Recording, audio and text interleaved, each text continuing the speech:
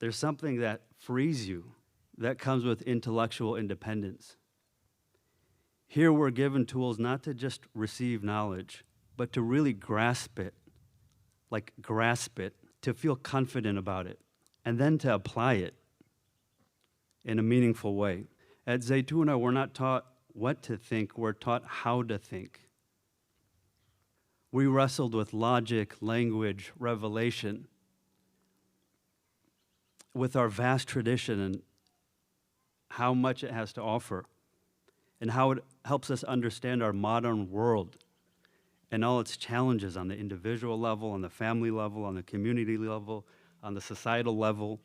And what was interesting was many of us in the MA program had completed a journey of studies, but we still sought answers. We came here with this intellectual hunger. Often we wanted to make sense out of a world of chaos and contradiction, and where to apply this tradition. Where can we get in this chaos to apply this beautiful tradition? Where's the door to get in?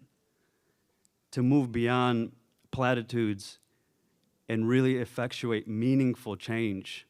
And here, through the rigor of the curriculum, the presence of scholars, links, the sincerity of their teaching, day in and day out, the barakah that surrounds this place, we acquired the tools that we needed. We learned to think critically and to develop mental clarity, to live as Muslims, as we define it. A mental clarity that helps us question unhealthy patterns when we see them, and then pause and assess them, assess the facts, and act with confidence, staying anchored in the truth, a truth that reminds us that it's not about us, it's not about serving our own needs and wants, it's about something much, much greater.